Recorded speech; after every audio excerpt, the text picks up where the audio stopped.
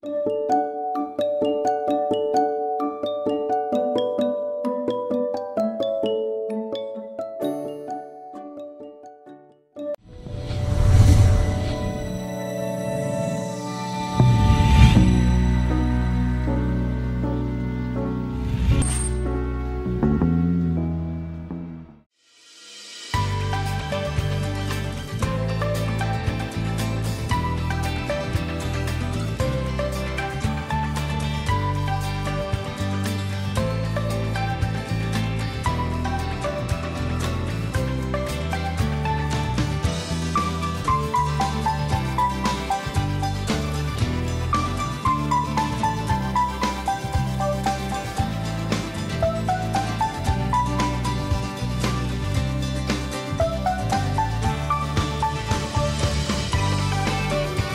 projet innové pour le financement climatique décentralisé et inclusif, Bridge, mise en œuvre par ICLI.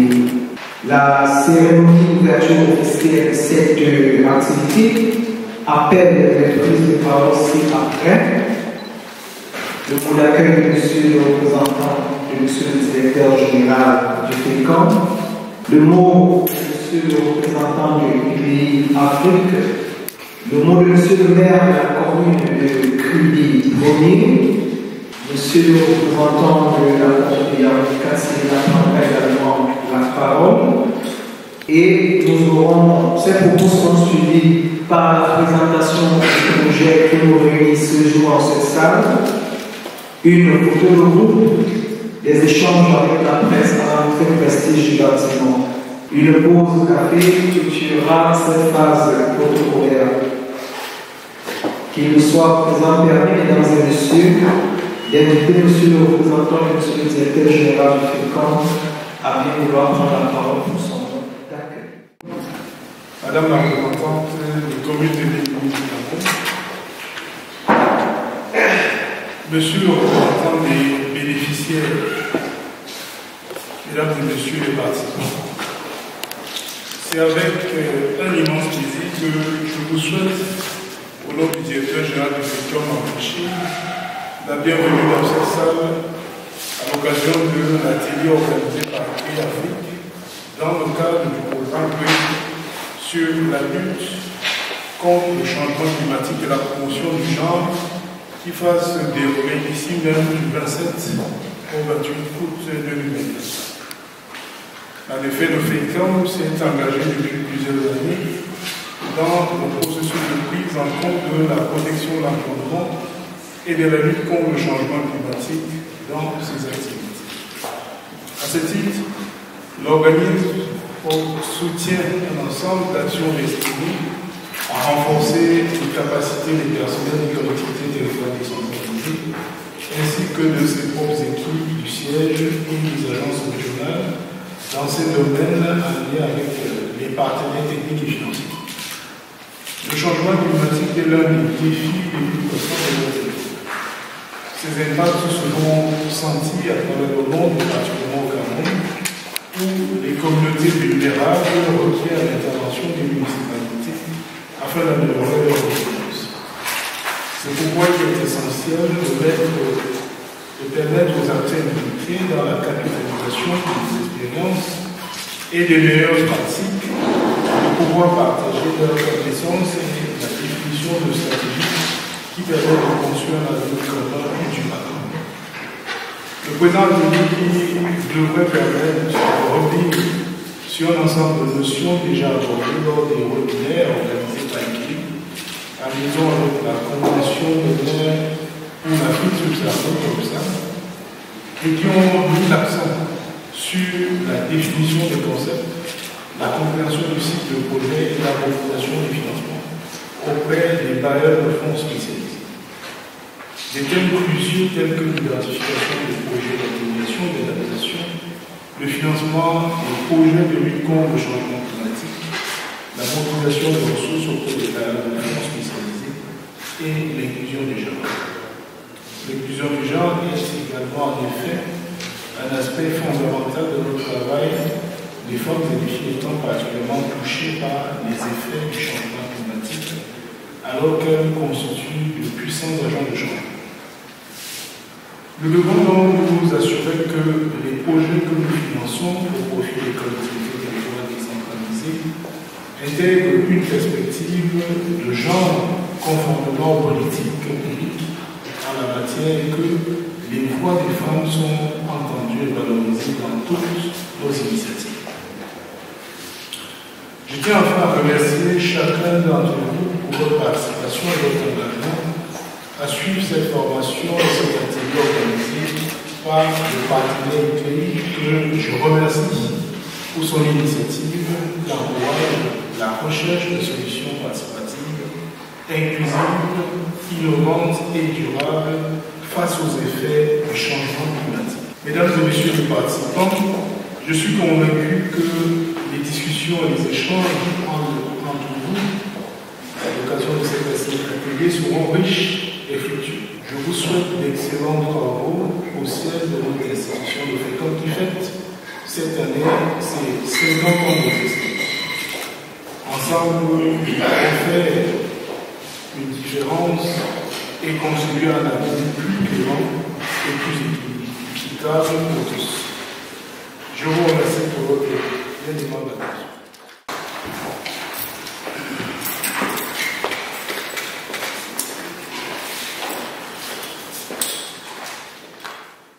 Des villes et gouvernements locaux. Donc c'est une organisation qui travaille avec les communes, qui travaille avec des regroupements communaux et qui permet ainsi à ces regroupements-là d'accéder au développement durable. Donc c'est globalement nos conditions qui nous sont présentes sur le planète depuis une trentaine d'années. C'est 2500 municipalités ou villes avec lesquelles nous travaillons au niveau global et 450 au niveau Afrique.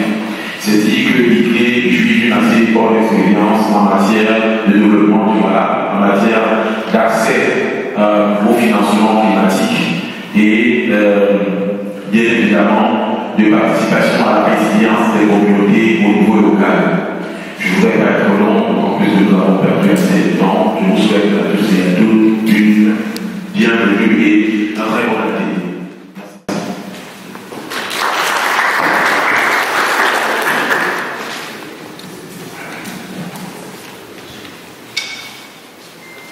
Merci à vous, monsieur le représentant du Africa. Qui nous donne l'opportunité de travailler sur le plan climat ce jour. Je suis Sa Majesté Tokomando Etienne, premier adjoint au maire de l'arrondissement de Kribi-Prémy. Je suis particulièrement heureux de prendre la parole à cet atelier riche adossé au financement climatique décentralisé et inclusif. L'objectif spécifique pour les collectivités territoriales décentralisées est d'avoir des médiateurs de connaissances opérationnelles au plan local, le renforcement de leur capacité et l'identification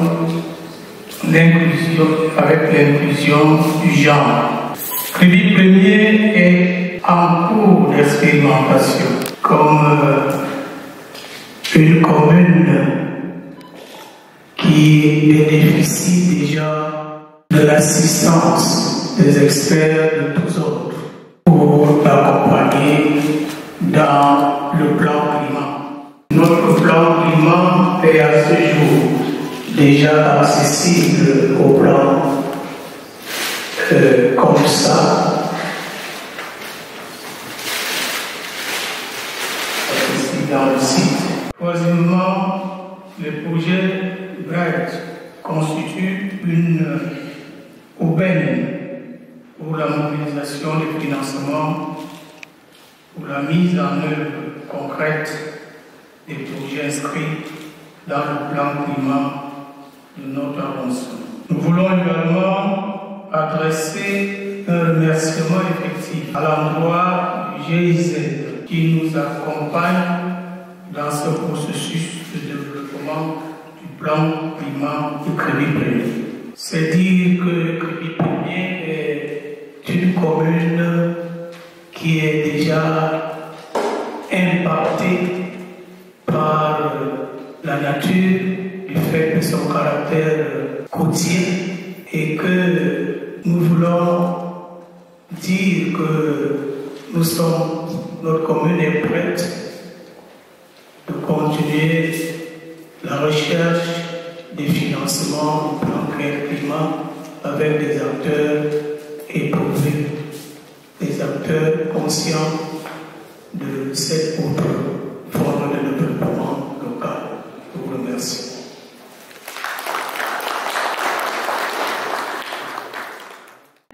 Atelier participatif organisé dans le cadre de ce projet, et nous sommes ravis et privilégiés de travailler avec cette diversité d'acteurs qui est nécessaire pour relever le défi du changement. Municipalité présente, de votre participation active. Merci aux médiateurs de connaissances, toutes les organisations de la société civile, les partenaires académiques, les différents consultants qui jouent ce rôle essentiel de médiation, d'intermédiaire entre les acteurs. Et merci également aux partenaires techniques et financiers comme la GIZ, qui apportent également un soutien essentiel au processus de déblocage des fonds nécessaires pour s'adapter au changement climatique. Donc, nous allons voir un peu plus en détail le projet REACH, qui joue ce rôle clé pour s'assurer que les besoins locaux soient pris en compte, que les relations, les partenariats soient faits entre l'échelle internationale, nationale et locale. Donc, tout un aspect du projet REACH, c'est le renforcement des capacités, avec des formations, des outils, des échanges entre villes pour apprendre les uns des autres. Un autre aspect du projet REACH, c'est identifier et améliorer les mécanismes les mieux adaptés pour débloquer le financement, pour que l'adaptation soit menée localement et qu'elle réponde au genre. Et pour ce faire, on travaille avec des experts en finance locaux et internationaux. L'approche participative, transdisciplinaire et sensible au genre. Donc je réinsiste sur le rôle clé des médiateurs de connaissances ou des intermédiaires qui facilitent la mobilisation de finances pour l'adaptation inclusive au changement climatique. On a démarré avec une enquête initiale pour évaluer les connaissances. Ensuite, on a demandé à tous les participants de faire un cours en ligne pour se former sur la finance climat. Ensuite, on a eu un premier webinaire sur comment transformer les plans climat locaux en projets bancables. Un deuxième webinaire sur les modalités de financement pour les projets climatiques locaux. Un troisième sur la décentralisation des financements pour l'adaptation au changement climatique. Et enfin, un quatrième webinaire sur l'introduction à l'adaptation inclusive. Pour finaliser cette formation, nous avons cet atelier aujourd'hui et demain pour mettre en pratique tous les concepts qui ont été vus ensemble pendant les webinaires. C'est vraiment pour se mettre en situation, faire des exercices pratiques. Et la dernière étape sera donc une évaluation et une enquête finale pour tester les connaissances qui ont été acquises et pour informer la suite des formations également. Donc aujourd'hui, nous avons ce matin la cérémonie d'ouverture de l'atelier et ensuite, on aura du travail technique. On va démarrer avec les sessions 1, présenter et préciser vos stratégies de mobilisation des financements climat internationaux avec des présentations diverses de médiateurs et de partenaires et des exercices pratiques. Une session pratique 2 sur le montage et la formulation de projets d'adaptation locaux sensibles au genre, avec diverses interventions et exercices. Et demain, la session pratique 3, quelle opportunité pour les médiateurs de connaissances pour accélérer la décentralisation des financements climatiques. Et la session 4, une approche pratique pour intégrer les dimensions de genre et adaptation. Donc les objectifs de l'atelier, c'est vraiment opérationnaliser les connaissances acquises lors des sessions de formation en ligne. Renforcer le partage de connaissances entre intermédiaires de connaissances, faciliter la discussion sur les modalités de mise en place d'un guichet climat et d'un mécanisme de financement qui soit adapté aux besoins, spécifiquement donc sur les financements climatiques et sensibles au genre, affiner une stratégie d'intégration du genre dans le projet d'adaptation pour les médiateurs de connaissances, partager un état des lieux de la cartographie des sources de financement climatique disponibles pour les acteurs locaux au Cameroun, Et enfin, discuter des prochaines étapes du projet Bridge et de la réponse aux besoins des médiateurs. Je propose qu'on passe à la pause café et je vous demande qu'on se regroupe pour faire une photo de famille.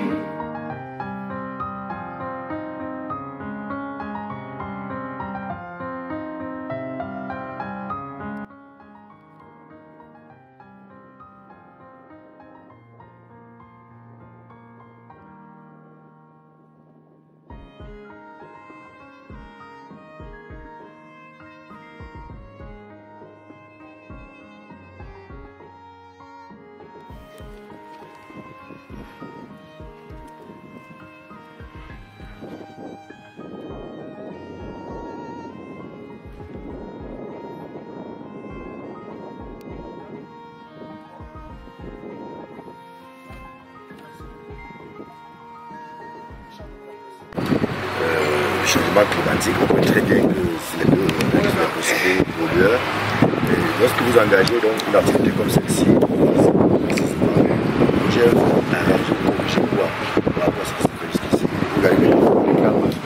On souhaite que la finance climatique arrive où elle est le plus nécessaire, c'est-à-dire au niveau local. Il faut que les municipalités camerounaises puissent acquérir davantage de finances climatiques pour financer le projet d'adaptation au changement climatique. C'est les municipalités qui savent toute autre personne quels sont les besoins au niveau de la municipalité, quels sont les aléas climatiques qui impactent le plus leur municipalité et leur communauté. Donc nous souhaitons que la finance climatique aille vraiment au niveau local et pour ce faire, le rôle des médiateurs de connaissances, des intermédiaires, de ces ONG, de ces organisations de la société civile, des consultants qui travaillent étroitement avec les municipalités et qui ont ces connaissances techniques du changement climatique, jouent ce rôle clé pour les accompagner dans le déblocage de ces financements. Merci. What are the challenges that this workshop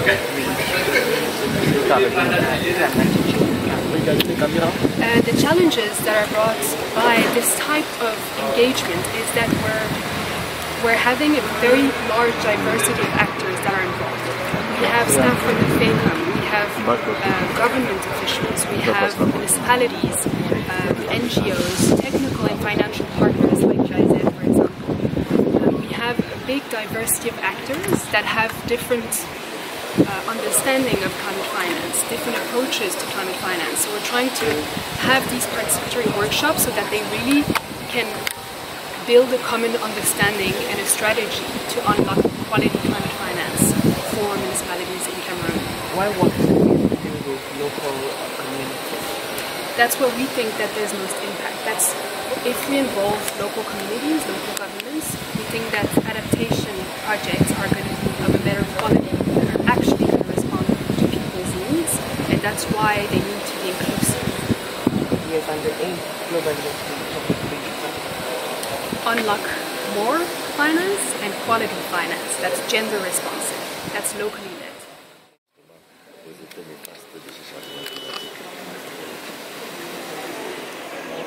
Merci de me donner l'opportunité de communiquer pour le compte de la commune d'avancement de Crédit Prémis en ce qui concerne le climat.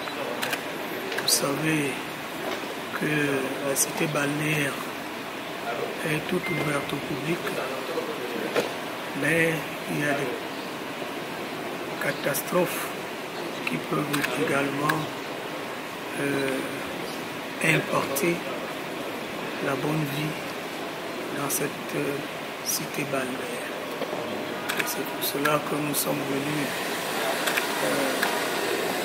au FECOM, la maison communale des communes, réfléchir pour avoir des médiateurs de connaissances capables de procéder au mécanisme de mise à disposition des fonds climat. Parce que je ne le fais pas dire, les fonds climat sont aujourd'hui une manne qui est très précieusement gardée entre des mains trop expertes, alors que le vécu des villageois de Crédit, c'est la menace de l'avancée de la mer vers le continent. Et ceci est urgent de prendre en main la recherche des financements climatiques. Et ce n'est qu'à ce moment-là que nous pourrons atteindre d'abord au niveau de l'Afrique, nous pourrions atteindre les cibles ou les clés de résolution de ces problèmes prévalents. Vous nous demandez à quoi sert le climat à crédit. Vous direz que le crédit premier est déjà une commune qui est élue. Elle n'est plus éligible. Elle était éligible, maintenant elle est élue comme une commune qui peut, à travers ICLEI Africa, à travers Projet Bright, à travers la GIZ et d'autres partenaires nationaux et internationaux qui peuvent activer sur la coopération décentralisée. C'est là qui est la nôtre aujourd'hui. En venant à cet atelier, monsieur le maire, est-ce que vous avez évalué l'état des besoins de la commune de Crédit Premier pour pouvoir vous investir pleinement dans cette ville? Il s'agit du plan climat, vous l'avez dit. Oui, effectivement, je vous ai dit que la commune de Crédit Premier a eu l'opportunité d'être retenue parmi les communes qui vont effectivement bénéficier du plan climat. Et le processus est en cours. Et à l'heure actuelle, vous pouvez interroger le site du COMSA, ce qui est un regroupement des communes au sud du Sahara, l'Afrique au sud du Sahara. Nous y sommes présents, nous sommes actifs et nous pensons pouvoir débloquer ces financements pour apporter le développement à Crédit.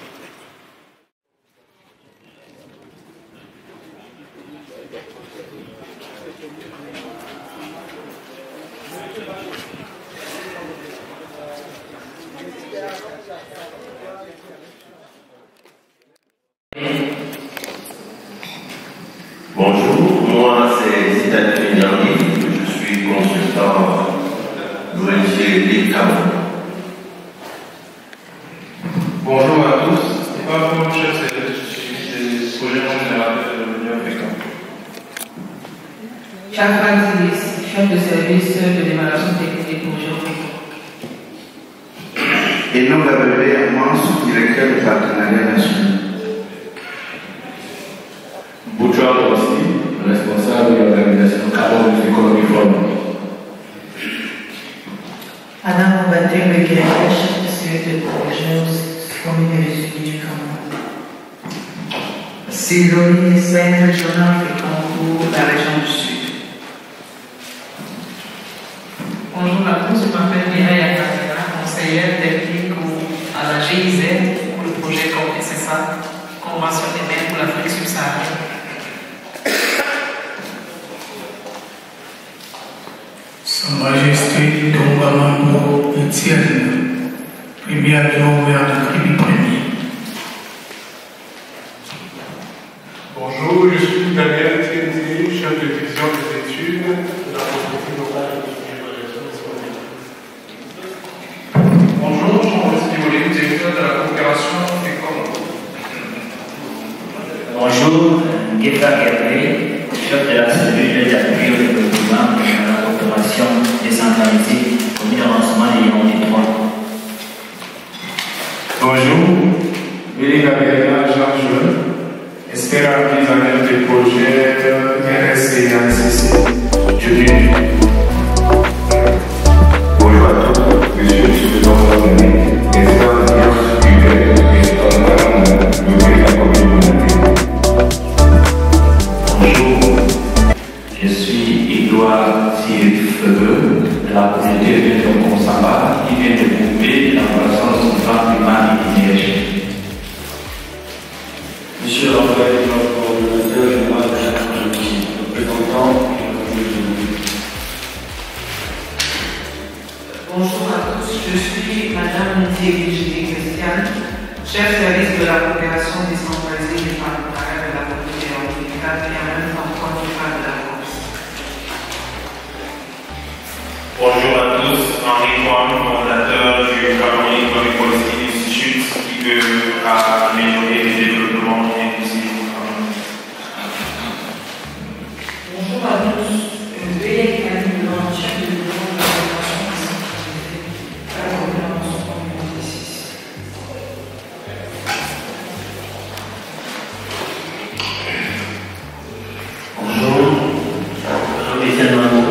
enseignant-chercheur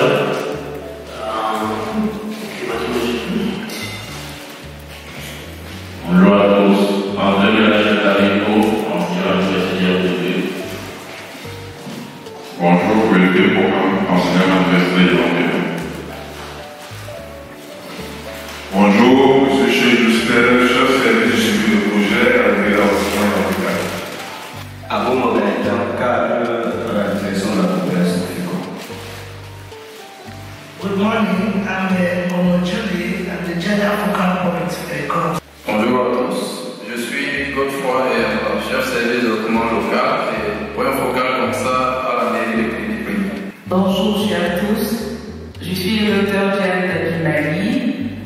Je suis responsable de la mise en œuvre du projet humanitaire eau et assainissement, mise en œuvre dans les villages de l'Ouest Cameroun et supporté par une ONG française à Guadeloupe. Merci.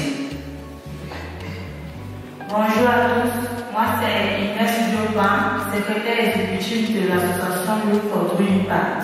Bonjour chers tous, je suis Laurent Richard Pétain, directeur des projets pour enfants. Bonjour à tous, c'est Natouk, je suis Bernard Calendova, consultant permanent SE Service. Bonjour à tous, je suis Nancy Omaru, coordinatrice de l'UAOD Cameroun. L'UAOD c'est l'Union africaine des ONG de développement. Merci. Bonjour à tous, je suis Solia Jonathan, représentant Julien. Bonjour à tous, je suis Stéphanie Pénangeau, directrice exécutive de l'ONG Jeunes Volontaires pour l'Environnement. Puisque dans le cadre du projet RICH, je suis en charge d'élaborer le programme de formation des médiateurs de connaissances et aussi en charge d'accompagner la structuration d'un mécanisme de décentralisation des financements dédiés à l'adaptation au changement climatique et sensible au genre. Donc, comme le disait Lucie, je suis experte finance climatique sur le projet. Plus largement, je travaille depuis une dizaine d'années sur les questions de financement climatique et pas uniquement, financement municipaux dans les villes africaines notamment. Donc pour la session de ce matin, on se focalise ensemble sur la stratégie de mobilisation et de diversification de vos ressources en tant que médiateur de connaissances. Évidemment, vous avez chacun des statuts, des organigrammes, des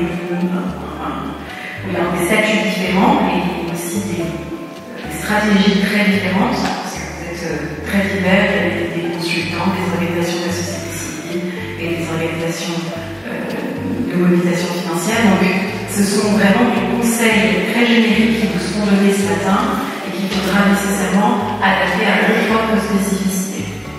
Donc on a travaillé ensemble avec l'équipe, avec une sorte de la stratégie, finalement ce sont une suite de conseils pour assurer une mobilisation plus efficace et financement climatique. On va à la slide suivante. Et donc cette session, elle vient compléter le travail qui a été fait en ligne. Donc pour ceux qui n'ont pas pu participer aux ateliers de formation en ligne, je vous invite à regarder la plateforme Learn with Play qui a été partagée par Lucie à plusieurs reprises dans les groupes WhatsApp. N'hésitez pas à venir vers nous si vous n'avez pas eu accès et à regarder les documents qui sont partagés pour chacune des sessions.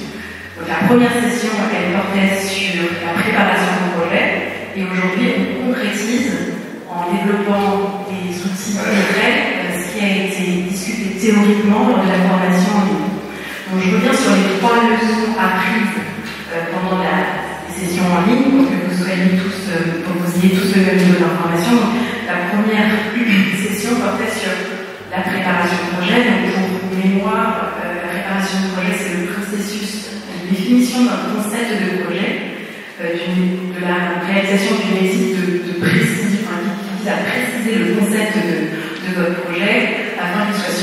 solide pour pouvoir ensuite attirer des investissements, soit publics, soit privés. C'est un élément évidemment indispensable et clé du processus de préparation et de réalisation du projet, et il permet déjà d'évaluer les efforts de coopération des différents partenaires que vous voulez mobiliser.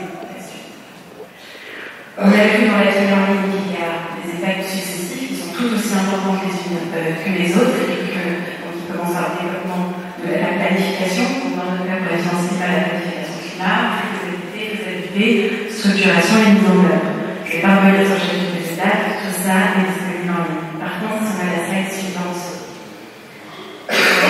cette slide vous montre qu'à chacune de ces étapes de préparation de projet, vous avez évidemment des acteurs nationaux qui vous accompagnent, parce que l'ECOM a aussi ce rôle d'accompagnement de structuration de projets municipaux.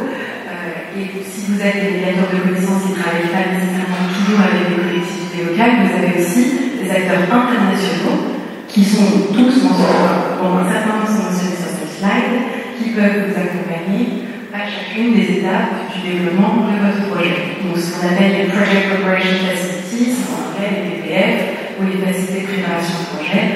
Et donc il y a une multitude d'acteurs qui peuvent vous accompagner. Il y a des réseaux de vie, donc qui créent sa propre facilité de préparation de projet, qui s'appelle TAP. Le C40 a aussi une facilité, le C40 CFF.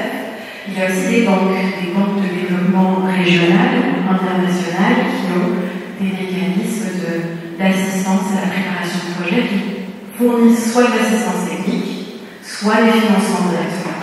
Donc ça, c'est pareil, dans les documents en ligne sur la plateforme, vous avez les informations sur les critères d'éligibilité de chacune de ces facilités de préparation de projet. Donc je vous encourage à aller les consulter, parce qu'on a fait ce travail de synthèse qui prend du temps et surtout de traduction, parce que beaucoup des ressources sont disponibles en anglais, donc on les a aussi traduites en français, pour que vous puissiez vous référer à chacun de ces facilités de préparation de projet en cas de besoin. Suivant.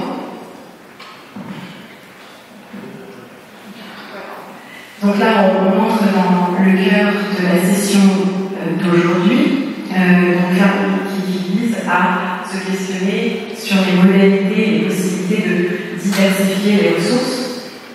Donc, pourquoi diversifier vos ressources? Donc, c'est une question assez, qui peut vous sembler un peu basique. Peut-être qu'on peut déjà ouvrir la parole s'il y en a qui ont des remarques qui ont envie de partager le statu quo sur la diversification des ressources. Est-ce que vous travaillez principalement avec un bailleur? Est-ce que vous avez une multitude d'acteurs avec lesquels vous avez réussi à créer des partenariats et à lever des fonds? Est-ce que, si vous avez des réactions à ce stade, je vous laisse la parole, sinon je m'ouvrira la parole à la session.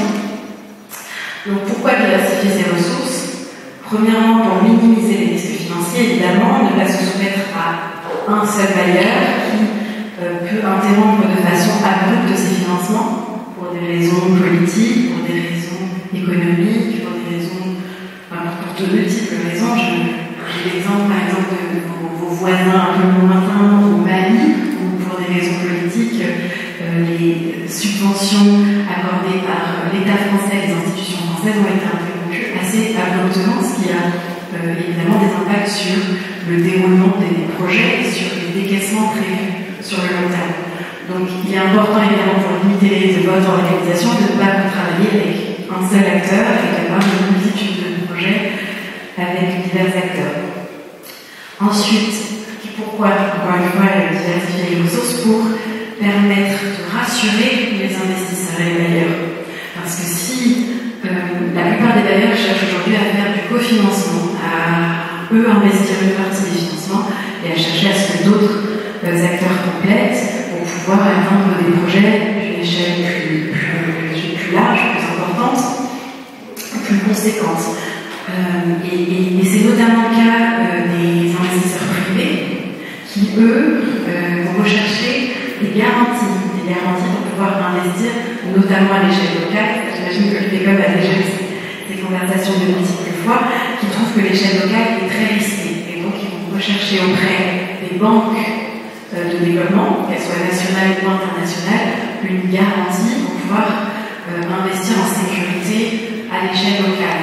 Et ces garanties peuvent être aussi déployées par l'État, mais elles peuvent aussi être déployées par des banques de développement. Donc c'est important pour vous d'envisager de mettre en relation plusieurs acteurs qui se complètent. Enfin, de montrer que vous avez travaillé avec plusieurs acteurs, ça montre aussi que vous avez une gestion efficace des ressources qui vous sont allouées. Et donc, encore une fois, pour rassurer les acteurs du secteur privé, si vous montrez que vous avez été capable de gérer les financements de la BMI, de la KfW ou de la Banque mondiale, ils seront relativement rassurés sur votre capacité de gestion financière. Donc, voilà, pour toutes ces raisons, il est important d'envisager une diversification des ressources. Ici. Voilà. Donc, maintenant, si on en vient à la stratégie per se, donc, encore une fois, c'est une liste de conseils. Donc, conseil numéro 1, il faut au sein de votre institution avoir, en fonction de vos demandes de capacité en ressources humaines et de capacité financière, mais il est important d'avoir au moins une personne, de préférence une équipe, mais au moins une personne responsable de la mobilisation des financements pour votre organisation. Pourquoi désigner cette personne? Parce qu'elle va garder la mémoire institutionnelle, historiquement, de vos engagements avec les différents bailleurs et partenaires. Et cette personne sera en charge de centraliser des informations budgétaires, des informations sur la gestion des projets passés. Et ça vous permettra, quand il y a de nouveaux appels à projets, de rapidement mobiliser tout le savoir institutionnel pour pouvoir répondre de façon rapide et efficace aux nouveaux appels à projets. Donc, quelles sont les skills, les compétences qu'il faut avoir dans cette équipe? Quelqu'un qui soit capable de rédiger des demandes de subvention rapidement. Donc, plus on en fait, plus on a l'habitude. Je pense que la ICLED, on le sait bien. Donc après, il y aura des automatismes, il y a des paragraphes qui sont à rédiger, vous pouvez les copier-coller. Ça, c'est vraiment quelque chose qui se travaille.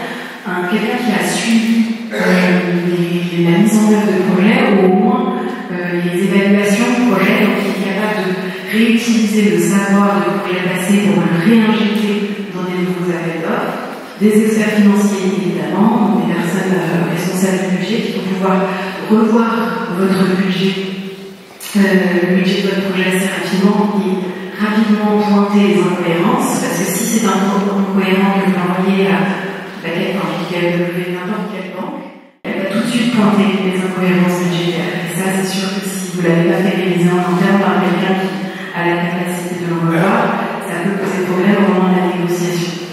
Et ensuite, des mandataires, des personnes qui ont la capacité de valider les budgets. Je vous fais confiance pour avoir l'aval de la hiérarchie et des personnes compétentes. Donc, premier conseil, c'était ça. Deuxième conseil, c'est évidemment de faire une cartographie, on appelle ça cartographie dans le cadre du projet LIL, en tout cas un inventaire des bailleurs potentiels et des sources de financement. Et de bien comprendre quels sont leurs mandats et les critères d'éligibilité qui les impliquent. Donc, c'est pertinent dans le cadre du projet Bridge, on les a classés par type d'acteurs, mais une multitude de façons de les classer. En fonction de s'ils accordent des subventions ou plutôt des prêts. Il y a une multitude de façons de les classer. On en reviendra dessus avec Nicolas qui va faire la présentation en ligne. Slide suivante. Et donc dans le cadre du projet PIL, on essaie pour chacun de ces conseils de vous donner des outils pour pouvoir le mettre en œuvre concrètement à votre échelle. Et dans le cadre, pour cette cartographie, donc ICLED a créé en ce moment une cartographie des sources de financement pour l'adaptation, pour le financement de l'adaptation sensible aux gens, qui va vous être présentée incessamment sous peu. Et cette cartographie sera en ligne, donc vous pourrez vous référer aux différents projets et programmes en cours au Cameroun sur cette thématique. Et on va aussi présenter deux autres cartographies aujourd'hui. Une des cartographies des projets, donc le jeu portail du FECOM, et la cartographie d'Expertise France, la plateforme belge. Malheureusement, le représentant d'Expertise France n'a pas pu venir aujourd'hui, mais je vais le présenter rapidement. rapidement ce qui va en être. Donc, toutes ces plateformes, ça sera des outils pour vous, pour mieux comprendre l'écosystème des acteurs, ainsi que l'écosystème technique et financier disponible au Cameroun. Slide 3, dans le conseil 3, avoir déjà disponible et prêt à l'utilisation les documents et les politiques sectorielles qui sont nécessaires pour rapidement répondre aux appels à projets. J'imagine que tous ici dans la salle, vous avez, ou en tout cas vous avez côtoyé les gens qui ont répondu aux appels à projets. Les délais sont très courts, souvent c'est des nuits passées à collecter les informations, en tout cas des heures passées à collecter les informations à droite à gauche. Donc avoir quelques documents clés déjà prêts, c'est un gain de temps substantiel pour le moment où l'appel à projet est publié. Parfois, on se l'envoie 2 jours avant la clôture.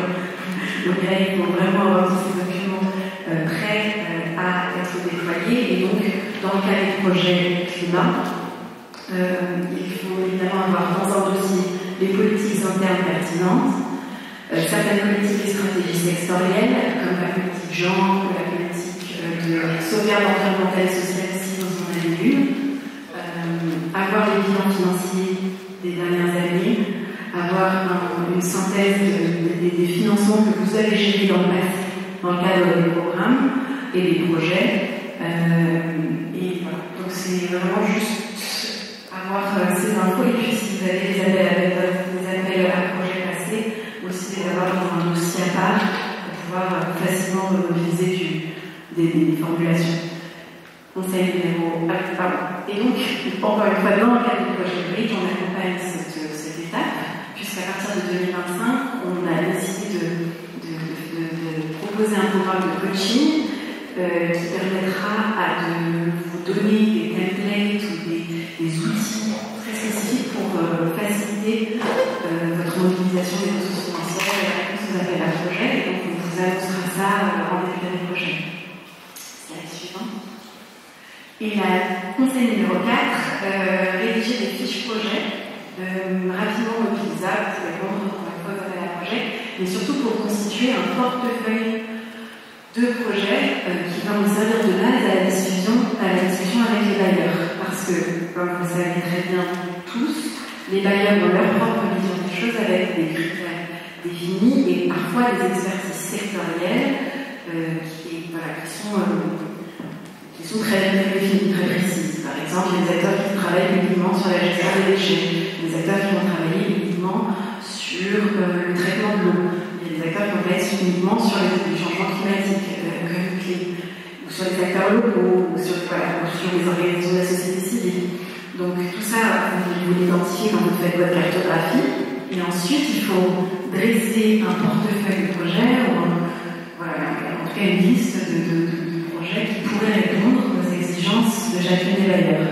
Et pour ça, mon ICLER, là dans le cadre du projet Bridge, propose, c'est l'exercice qu'on va faire cet après-midi, un modèle de note conceptuelle de projet avec des informations un peu génériques qui sont en général demandées par les acteurs internationaux. On travaille beaucoup avec les municipalités pour qu'elles puissent avoir à l'échelle locale ce type de portefeuille de projet, mais c'est aussi valable pour les organisations de la société civile qui ensuite pourront discuter de tous leurs projets d'échelle avec la Banque mondiale, par exemple la branche qui travaille que sur les budgets, ou qui pourront discuter de façon sectorielle. Suivante, merci. Et enfin, dernier conseil, je ne veux pas vous assommer non plus.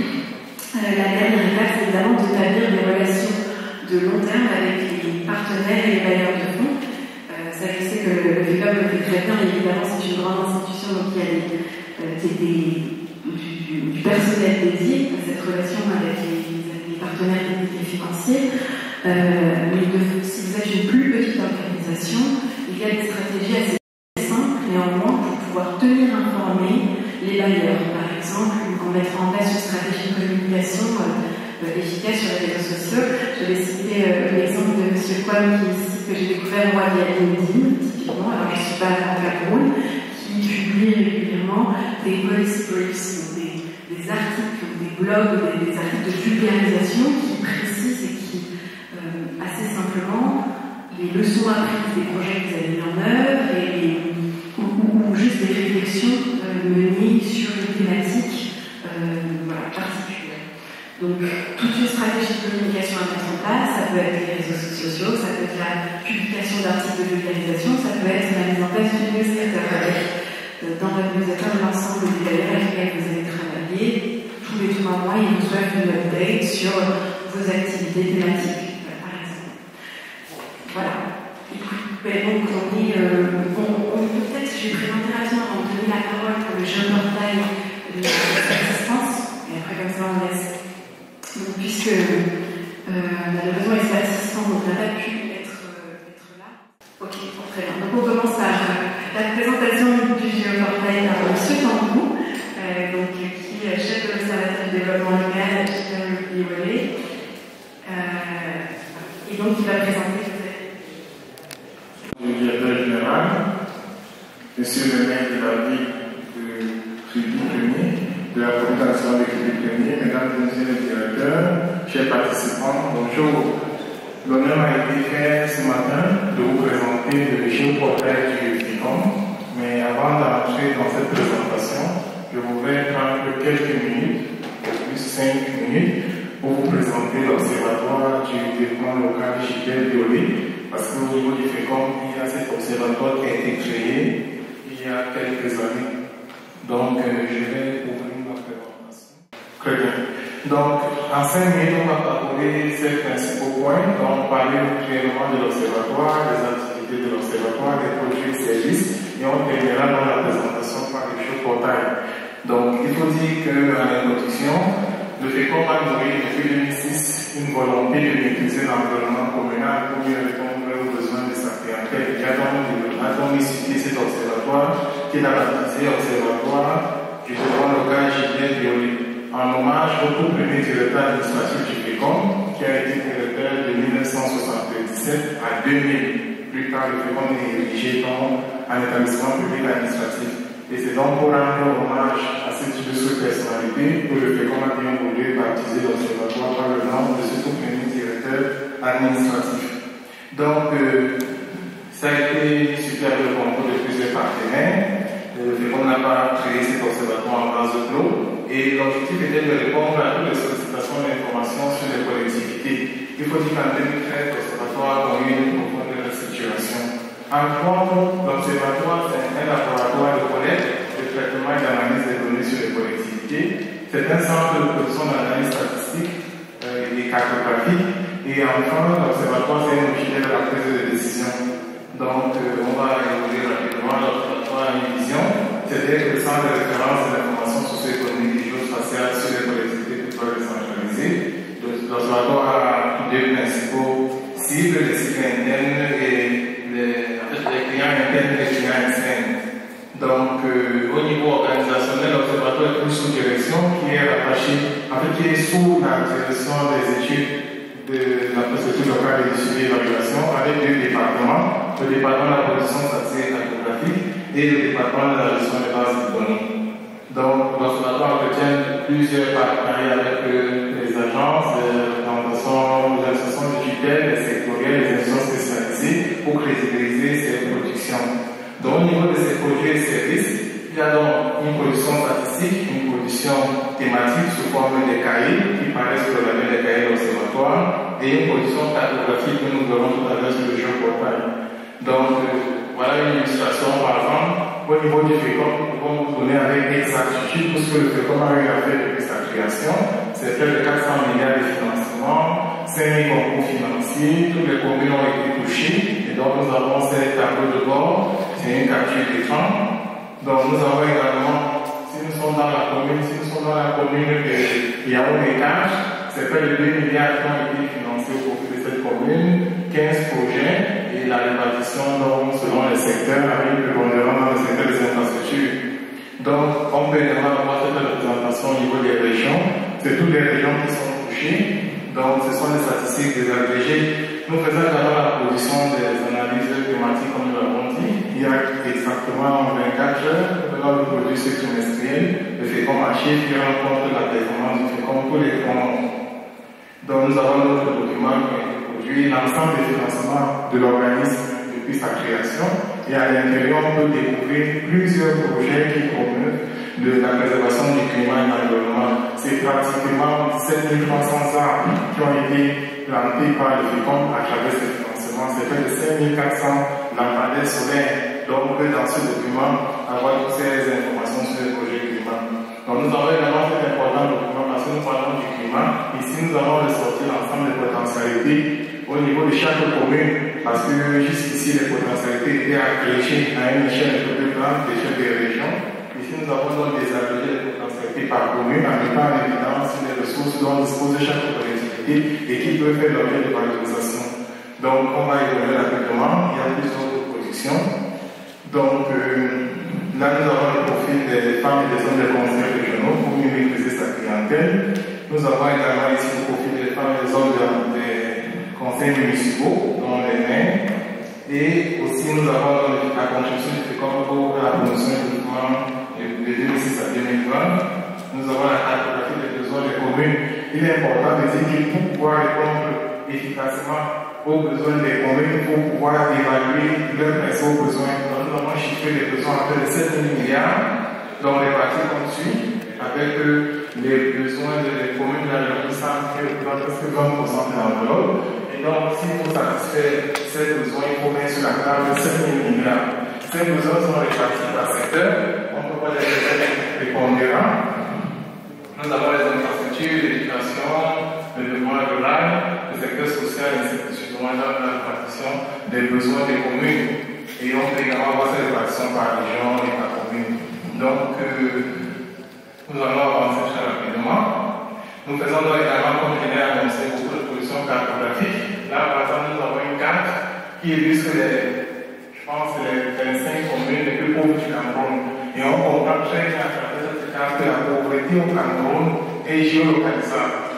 Ça veut dire qu'à mesure qu'on s'éloigne de Douala, on devient davantage pauvre, avec les communes de la région de l'extrême nord, les communes de la région du nord, de la Nord et du nord-ouest. Dans les 25 communes les plus pauvres du Cameroun, c'est le truc de la carte de région.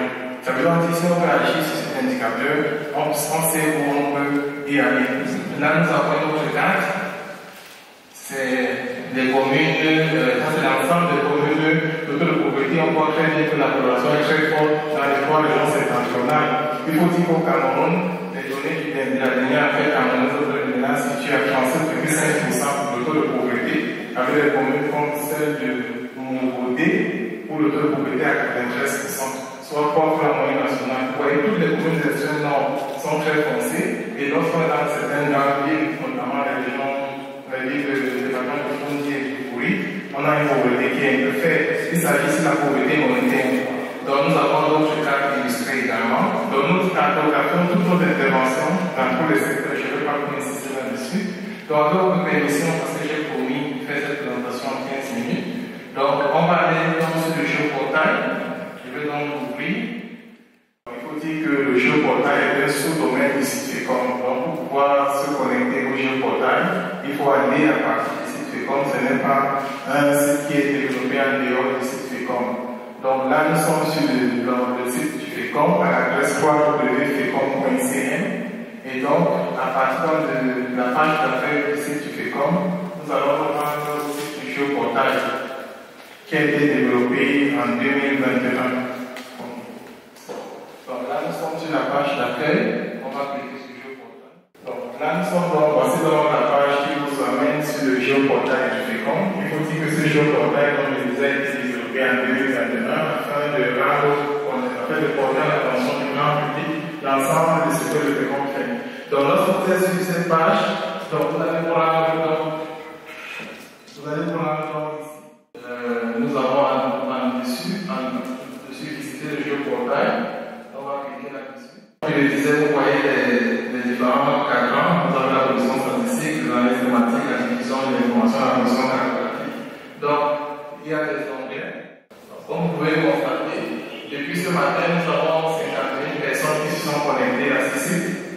La journée d'hier, nous avons enregistré 277 personnes. La semaine dernière, on est à 305. Depuis la mise en ligne de ce site, nous avons enregistré 206 871 personnes qui se sont connectées à ce site. Donc, vous avez les différents onglets dessus.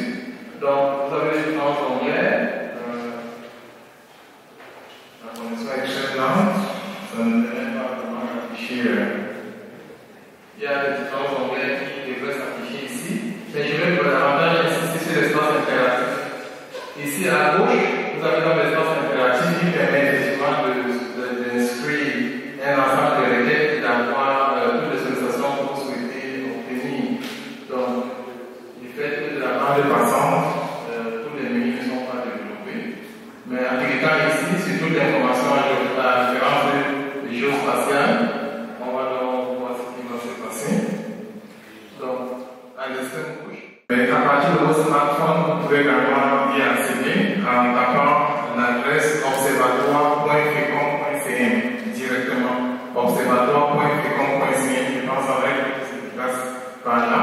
Et vous allez voir dans l'espace interactif où vous pouvez inscrire un ensemble de requêtes et obtenir immédiatement l'information. Si vous voulez par exemple la cartographie des projets financés dans un domaine ou dans un secteur, vous pouvez donc manipuler cette requête. Donc du fait de la bande passante, je ne peux pas aller plus loin que ça. Sinon, pour rester dans mon temps, j'espère que j'ai atteint l'objectif pour mon classement. Je vous remercie.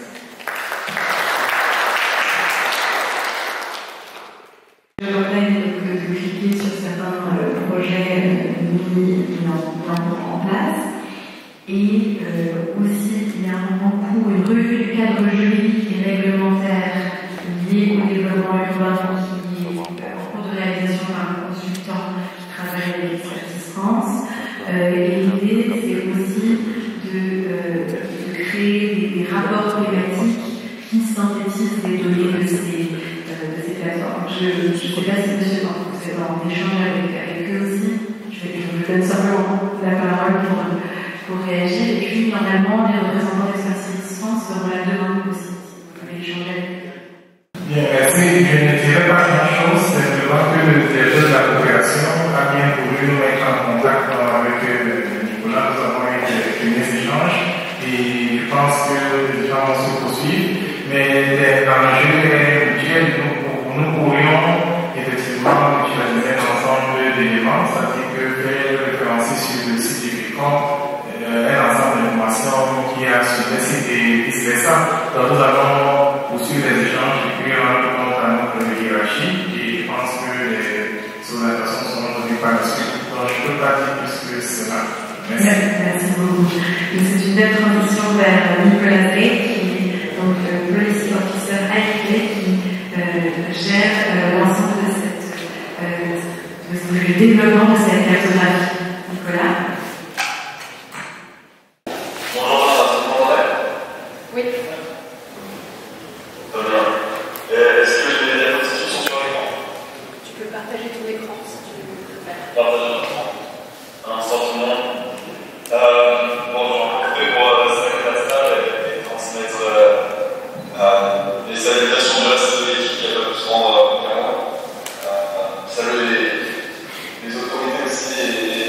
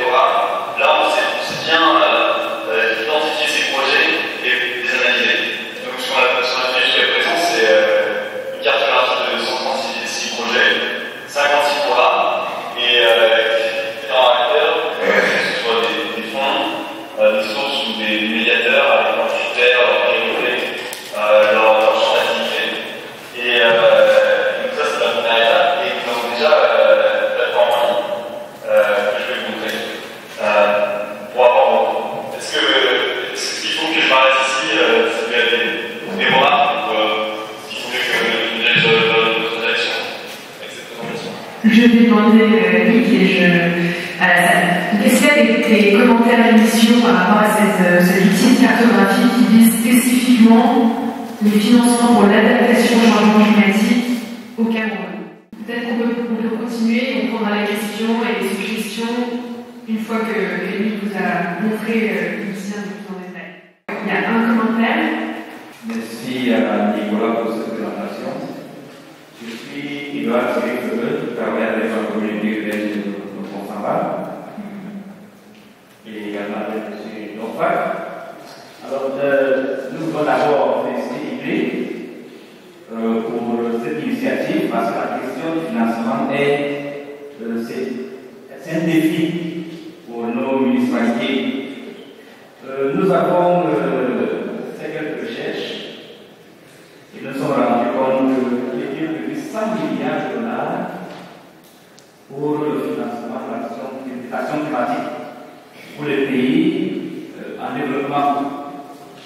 Et qu'en 2022, le fameux 100 milliards de dollars se serait atteint. Alors, je voudrais savoir, est-ce que cette plateforme, ça c'est pas une société, parce que le FECOM n'avait pas encore peut-être été donné en lien avec le financement climatique, est-ce que cette plateforme présentée par Nicolas nous indique le pourcentage de financement accordé peut-être pas à l'Afrique centrale? Est-ce qu'on peut avoir le pourcentage accordé au Cameroun et spécifiquement à nos municipalités, à nos communes? Si ce n'est pas encore le cas, est-ce qu'on peut avoir ces statistiques à ce niveau? Si ce n'est pas encore le cas, est-ce qu'on pourrait se fixer des objectifs, des indicateurs de performance, c'est-à-dire, est-ce que d'ici 10 ans, avec la complément d'idée, si nous avons peut-être 10 plans d'action, 20 plans d'action climat élaborés, avec tel nombre d'actions, on se fixe l'objectif de financer peut-être 20% avec tel pourcentage d'actions. D'ailleurs, on sait qu'il y a des plans qui sont déjà élaborés au niveau du Cameroun. On pourrait également se dire, pour les villes qui ne sont pas encore le plan de l'énergie, parce que j'ai vu là que c'est le premier pas dans le processus, c'est déjà le premier pas, on se dit, on se fixe tel objectif. Les villes pourront avoir le plan de l'énergie pour faire ce premier pas et en rentrant le processus de financement. Alors, on pourrait aller avec ces indicateurs de performance suffisants et les bénéficiaires, les femmes, combien de femmes parmi les bénéficiaires lorsqu'on développera les projets, combien de jeunes, combien de communes, parce que déjà, on a bien compris les formations, c'est pas l'affaire des femmes et des hommes. Tout à l'heure, on voit qu'il y a un genre dans la proportion des communes les moins nantis. On pourrait se dire combien de communes, des régions les moins nantis peuvent accéder quel pourcentage de communes. Est-ce qu'on peut avoir ce chiffre-là? Est-ce qu'on peut se fixer un tel objectif pour pouvoir, d'ici 10 ans, évaluer si nous avons progressé ou pas? Je vais vous répondre dans cette première partie. Après, je vais donner une chance à Nicolas, qui a pu entendre la question. Alors, je pense que ce qui est important de préciser, c'est que cet outil de cartographie, c'est un élément du projet de RICH. On va agir à différents niveaux. Donc, en termes de fixer des objectifs, ça sera plutôt au niveau national. Donc, c'est essayer d'influencer la prochaine contribution déterminée du Cameroun en termes d'objectifs climatiques. Ça, c'est là qu'on peut discuter d'objectifs. La cartographie, c'est vraiment juste pour montrer les données qui ont été cartographiées à l'échelle du Cameroun. Donc ça n'indiquera pas l'aspect politique des objectifs. Ça indique juste les données sur les financements en cours. Après, comme on disait, c'est étape par étape, on va essayer de rendre cet outil de plus en plus étouffé au fil du temps. Donc la première couche de données, c'est vraiment les données de base qui existent, qui sont facilement accessibles sur Internet, sur les différents projets, financeurs, etc. Après, l'étape d'après, ce serait d'ajouter des détails. Donc, combien de pourcents sont de bénéficiaires de ces projets sont des femmes par rapport à des hommes? Plus de détails sur davantage de détails sur ces projets, sur ces financements, au fur et à mesure qu'on avance dans cet outil-là. L'outil a aussi une option d'être, c'est un outil participatif, donc on laisse il y a une option sur le site internet de l'outil de contribuer. Donc si vous démarrez un nouveau projet d'adaptation et que vous souhaitez qu'il soit répertorié dans cet outil, vous pouvez le faire par vous-même en indiquant toutes les données, donc le budget, les bénéficiaires, la zone du projet, etc. Donc c'est vraiment étape par étape. Pour l'instant, on est vraiment au début de l'outil. On sait qu'il y a un projet climat. Quelles ont été les organisations de la société civile qui ont été incluses dans ce projet? Ça pourrait être une information assez utile à montrer. Si vous avez d'autres idées d'informations à ajouter, n'hésitez pas à nous en faire part. Nick, je te redonne la parole. Bon, ma connexion est un petit peu lente. En attendant, on va faire d'autres interventions. Oui, on entend. Il y a aussi une autre intervention avant que tu reprennes la parole. Bonjour, Henri Paul, Cameroun Economic Policy Institute. Dans un premier temps, je me demande si c'est possible également d'avoir des critères, des mesures d'efficacité des différents projets. Parce que cela va permettre de mieux planifier la conception et l'exécution des projets dans différents pays. Et aussi pour les médiateurs des connaissances et pour les ONG, ça va nous permettre de mieux comparer l'efficacité d'un projet à un autre, tout en prenant en compte le contexte dans lequel ils opèrent. Donc, avoir ces critères s'avère également nécessaire pour mieux outiller les membres de la société civile, mais également accompagner les différentes communes. Juste pour clarifier, vous parlez des critères de sélection qui ont été utilisés ou plutôt des indicateurs de performance? Des indicateurs de performance, on décrit bien. Nicolas, je ne sais pas si tu nous reçois, si tu veux réagir ou si tu as des questions. Très bien, mais je sais qu'il s'agit des critères d'attention des fonds de chaque bailleur. Oui, la carte partie, on passe sur la version actuelle, va montrer les documents de chaque bailleur. Par exemple, si vous avez l'Union européenne, ce sera listé ici, pas sur cette version. Les documents, ils spécifient leurs critères d'attention et leurs priorités. Par exemple, pour l'Union européenne, ils publient un document tous les 5 ans avec leur programme multi-annuel indicatif. Ils se mettent d'accord avec les autorités du pays pour définir une liste très courte d'aides prioritaires et on aura leur priorité en tant que thème et de géographie. Et ensuite, un autre document spécifie leurs critères d'obtention de contrat avec la société civile. Ces deux documents-là, chaque source des bailleurs sont en cartographie et vont être disponibles sur ce plateforme. Est-ce que ça vous paraît suffisant? Oui, Nicolas, c'est non seulement les critères des bailleurs, mais aussi à l'échelle du projet, ce dont on parlait, c'était aussi les indicateurs de performance des projets. Ce serait bien d'inclure ça dans la cartographie. Ça, malheureusement, ce n'est pas ça ne va pas être capable d'aller jusque-là. Il faut comprendre qu'en Canada, dans le pays, il y a de gens qui s'adaptent au changement climatique, au projet d'initiative.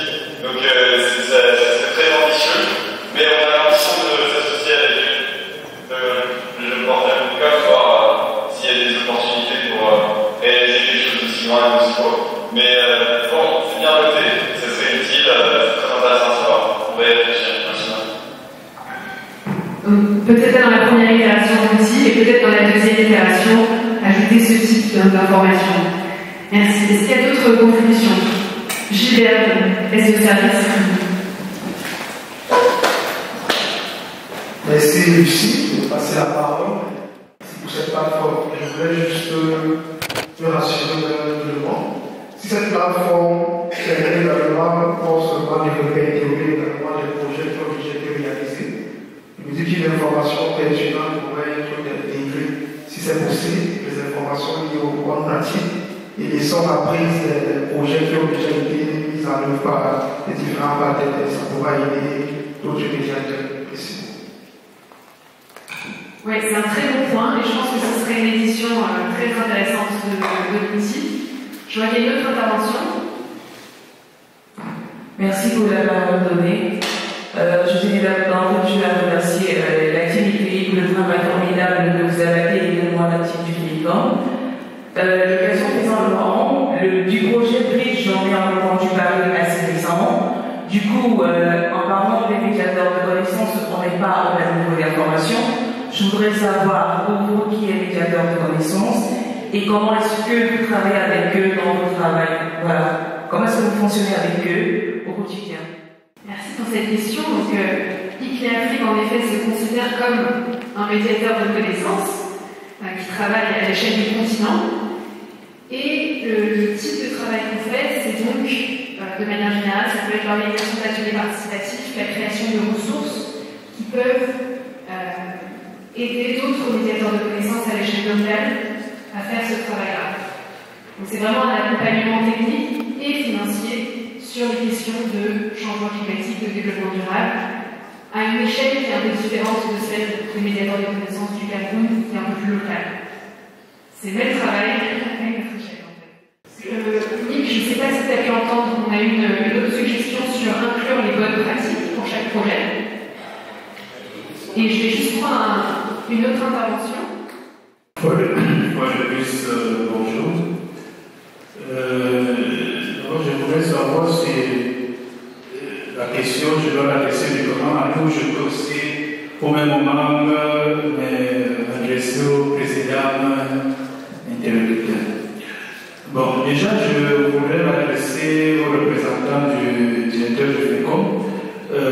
Si j'ai bien suivi, la collecte de données se fait, vous avez les données statistiques, les données cartographiques et les données climatiques. Si je ne me suis pas trompé, c'est trois types de données que vous collectez dans votre outil. Ma première préoccupation, quelle est la synergie d'action que vous avez avec l'INS, avec l'ONAC, et bien sûr avec la DPC, la Direction de la Protection Civile. Étant donné que vous travaillez pour le compte des territoires, est-ce que vous avez déjà pensé à la collecte des données sur les pertes et dommages au niveau des causes causées, des effets relatifs aux causes des catastrophes? Voilà ma préoccupation.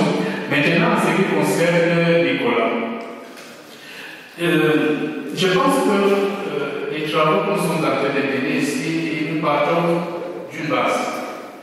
La base ici, ce sont des collectivités territoriales. Ici, ce n'est pas au hasard, vous avez visé des collectivités territoriales qui se sont déjà dotées d'un plan climat. Et en même temps, vous avez suivi ici, vous parlez des médiateurs de connaissances. Déjà, retenez que ceux du Cameroun ne sont plus crédibles vis-à-vis de ces collectivités. Pourquoi je le dis? Parce que l'outil que vous développez, une partie manque, à mon humble avis, au Cameroun, nous avons au minimum déjà 15 à 20 plans climat. Et la particularité du plan climat, comme vous le savez si bien pour moi, c'est qu'à l'intérieur, vous avez au minimum 3 volets qui sont présentiels, donc 3 axes. Vous avez l'adaptation, l'intégration et l'accès à l'énergie. Et c'est comme ça que dans ces plans climat, des projets ou des idées de projets ont été identifiés. Il serait important pour, et nous qui accompagnons les collectivités territoriales, revenir vers le maire, ne serait-ce que pour évaluer après 3 ans, la première question c'est qu'est-ce qui a été fait. Je ne serais pas attendu que ce outil. D'abord, recenser ces plans climat. Identifier les projets qui ont été évoqués dans ces différents plans climat et ressortir ce que l'outil s'est appuyé, c'est-à-dire les projets d'adaptation. Et nous dire, au temps à l'heure où nous sommes, quel est le pourcentage des réalisations et ça tombe bien parce qu'il assure le secrétariat permanent comme ça, si je me trompe. Et à ce titre-là, il est important pour la fiabilité, pour la crédibilité des médiateurs sur le terrain, pour que la phase que nous sommes soit beaucoup plus une phase concrète, pour qu'on se dise que dans quel nombre de communes, au minimum 1 ou 2 projets d'adaptation ont été réalisés. Lorsque nous allons vers notre maire pour dire, monsieur le maire, il est important pour vous que votre commune soit dotée du plan climat, la première question c'est de savoir ceux qui en ont déjà vu, ils ont fait quoi? Alors je pense que cet outil est important pour que nous ayons cette base. D'abord, le diagnostic. Et que ces références-là seront pour vous un guide et pour nous autres un support. Merci beaucoup pour cette contribution.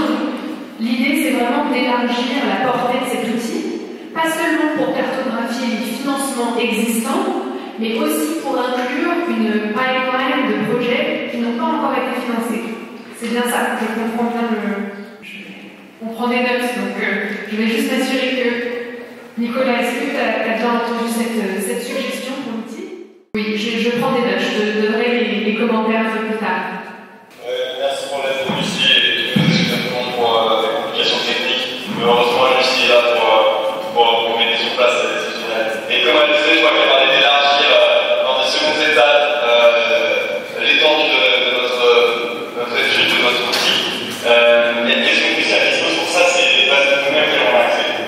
Parce que la donnée est rare, n'est pas répertoriée, nous n'avons pas des rapports d'activité sur ce que tout le monde fait et sur l'activement de tous les gens. Donc il y a beaucoup de recherches à faire pour avoir ces données, bien sûr. Et l'évidence sont les bonnes bases de données. Jusqu'à présent, on a pu profiter des bases de données d'une initiative internationale sur la validation de transparence de l'aide publique internationale. Et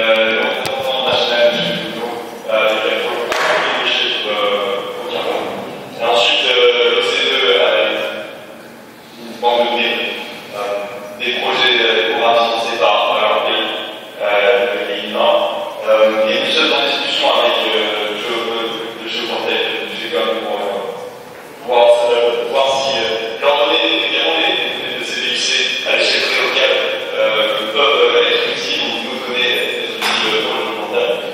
Et enfin, je crois que nous sommes dans la salle que nous entendons des ministères peut-être encore. Je pense qu'après cette discussion déjà, on a une meilleure idée de ce dont il s'agit. Est-ce qu'ils aimeraient à ce stade intervenir sur la disponibilité de données, sur le financement d'initiatives pour l'adaptation au changement climatique localement au Cameroun? Est-ce que le ministère dispose de données sur ces choses-là? Alors, on va avoir cette discussion-là en bilatéral après l'atelier, en ce qui concerne les ministères, mais ça me rappelle que d'ailleurs, on avait une autre partie de la question qui était sur les sources de données du géoportail du GECOM et par exemple les données qui proviennent de l'Institut national de la statistique, etc. Donc je vais revenir à ça et après on peut passer à la suite. Et je voudrais déjà vous remercier de votre question pour dire simplement que nous avons effectivement des synergies avec toutes ces institutions spécialisées. Il n'y a pas que l'INS, nous avons un partenariat signé depuis une dizaine d'années avec l'Institut national de la statistique, l'Institut national de la cartographie, avec le bureau central de recensement des populations, avec également le département de géographie de l'Université Yaoundé. Bref, nous avons un réseau très vaste des fournisseurs institutionnels de données. L'objectif étant simple. Si nous prenons le cas de l'enquête camerounaise auprès des ménages, nous sommes rendus déjà à 4 éditions de cette enquête. En 2016, le coût de cette enquête était de plus de 4 milliards. Il est difficile pour une administration de lever ces fonds. Donc, lorsqu'on signe des synergies, des partenariats, c'est pour mutualiser les ressources et éviter qu'une activité qui soit menée ailleurs soit recommencée. Donc, c'est à cette faveur que le FECOM a pu, pour la première fois, c'est important de le souligner, le taux de pauvreté au Cameroun était présenté uniquement à l'échelle nationale et au niveau des régions. On n'avait pas la pauvreté au niveau des arrondissements. Le FECOM a apporté une contribution à l'INS, je ne vais pas citer le montant, pour que l'enquête puisse désagréger cet indicateur à l'échelle des communes. Et on a observé des disparités importantes. À Douala-Kachien, la pauvreté est bien inférieure à 3%, alors qu'à Mokoté, on est à 93%. Et donc, cette année également, nous sommes en train d'être accompagnés par l'INS pour organiser ce que nous appelons la préservation client. Parce que nous sommes une entreprise certifiée ISO, dans la norme de version 2015, et dans notre système de management, nous devons capter le niveau de satisfaction de nos clients. Pour ne pas faire cette enquête par nous-mêmes, nous confions la réalisation de cette enquête par l'Institut national de la statistique pour pouvoir apprécier le niveau de satisfaction des maires. Il faut dire que l'édition précédente, on était à un niveau de près de 80%. Quels sont les types de données que nous collectons? Elles sont de deux ordres. Nous avons les données statistiques qui renvoient aux données quantitatives ou qualitatives, mais nous avons également les données géographiques. Une donnée géographique, c'est ce qu'on appelle souvent les données en référence géospatiale, où on peut les coordonnées GPS, latitude, longitude. Ces données permettent d'apprécier la distribution des infrastructures sur le territoire afin de s'assurer d'un développement harmonieux. Nous sommes allés dans certaines communes, on a observé par exemple que l'eau dans l'infrastructure scolaire n'était pas répartie équitablement sur le territoire de la commune, privant ainsi des parts de population à l'accès à ces infrastructures. Donc nous avons bien ici pour ces besoins. Vous avez également voulu savoir si nous avons des données de la gestion civile du ministère de l'administration des données. Il faut dire effectivement que nous collectons régulièrement ces informations, notamment les mouvements de population, le nombre de migrants, de déplacés internes. C'est cette direction qui gère et nous avons ces informations. Avec l'ONAC, à votre permission, je laisserai le soin de la population qui est le partant de tout ce qui est partenariat, convention signée pour pouvoir répondre à ces questions. Les données sur les pertes et péages, nous pensons que nous sommes pertes et dommages. Pertes et dommages. Oui, je voudrais simplement dire que l'activité n'est pas encore finalisée, nous sommes en perpétuel mouvement, donc nous prenons cela comme une piste d'approfondissement. Je vous remercie. D'accord, je vais peut-être prendre le temps que nous avons avec les Pays-Bas dans ce sens-là. Et nous avons également entamé des échanges avec l'Observatoire national pour le changement climatique, donc l'ONAC, dans l'objectif effectivement de voir en quelle mesure nous pourrons intégrer un certain nombre de données climatiques qui soient accessibles aux communes, mais comme vous l'avez également bien relevé, c'est que quand on consolide un ensemble d'informations pour le montage d'un projet, on puisse trouver sur le portail du TECOM un ensemble d'informations sur les collectivités, sur la population, sur la démographie, sur les ressources, sur on a dit sur la pauvreté, donc tout ce qui caractérise un peu la population d'une commune à une autre, sur les équipements qui sont effectivement disponibles, donc tout ça est effectivement disponible sur ce site-là. Et maintenant, de voir comment est-ce que ces données sur le changement climatique, sur le climat, peuvent être également intégrées de manière à ce qu'on ait un ensemble de données qui permettent rapidement à une commune ou à des partenaires avec des espèces de connaissances de disposer d'informations pertinentes pour le montage des projets et la levée des financements.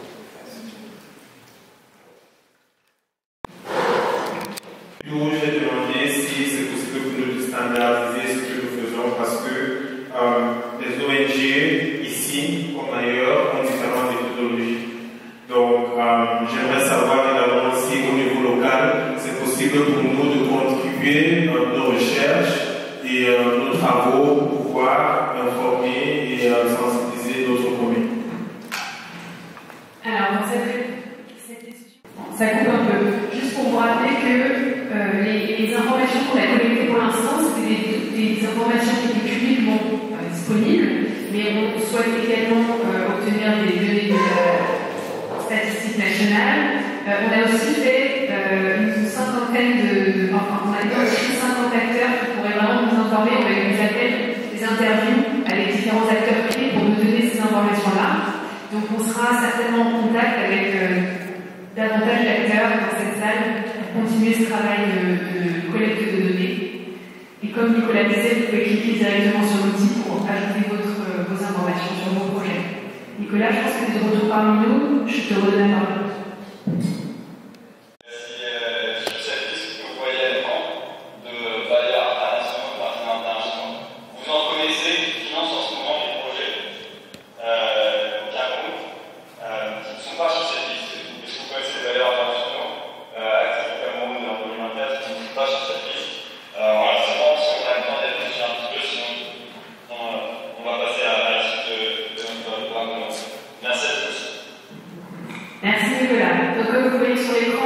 C'est les acteurs privés avec qui on a déjà commencé à collecter des données. Si vous voyez des trous, si vous pensez à un acteur qui n'a pas été listé, n'hésitez pas à nous dire pour qu'on puisse aussi les interviewer et aussi collecter des données.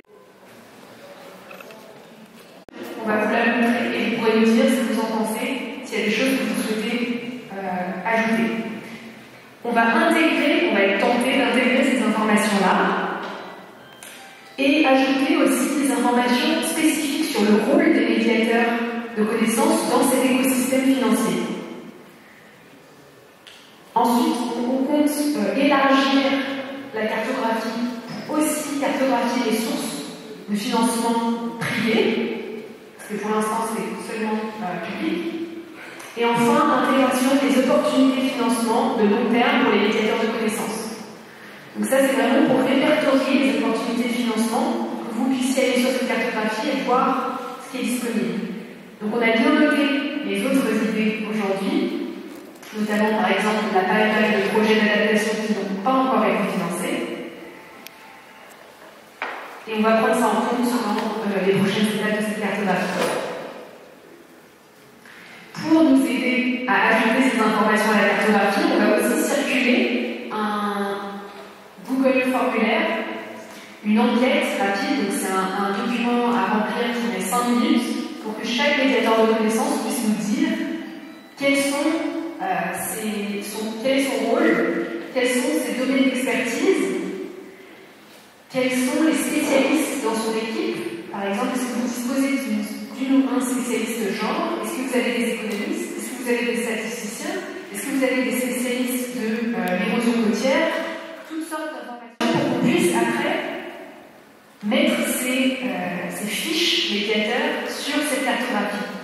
Pour qu'on puisse vraiment voir, pour que quand, par exemple, il y a un projet climat qui soit monté et qu'il y ait un besoin pour une spécialiste du genre d'être inclus, pour faire une analyse du genre, que cette information soit disponible sur ce site. On puisse facilement trouver un expert, une experte dans ce domaine.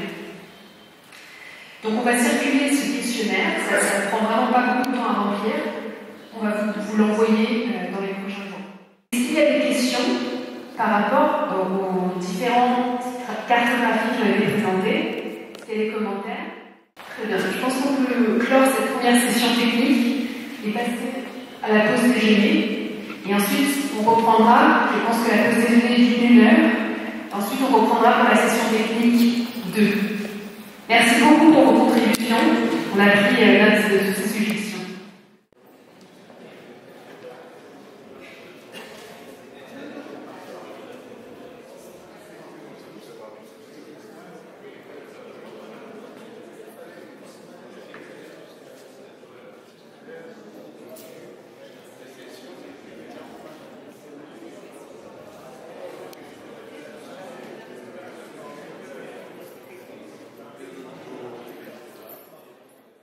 Il comprend, comme le précise le manuel d'intervention du FECOM, une multitude d'interventions préparatoires, comme la provision d'assistance conseil auprès des collectivités locales. Au plus, je précise que l'on va se focaliser dans cette session sur le montage de projets locaux de municipalités. Parce que, comme on l'a dit depuis quelques fois, c'est vraiment l'objectif et l'objet de ce projet, et on pense que vous allez travailler dans le cadre de vos projets avec les collectivités locales. Donc, pour revenir à ce graphique, le montage du projet comprend une multitude d'activités préparatoires, celle d'assistance conseil, qui comprend le recueil des besoins et des idées de projet des collectivités locales, du maire et des experts techniques, et ensuite la priorisation des projets. Et c'est là-dessus qu'on va travailler aujourd'hui, sur les outils de priorisation.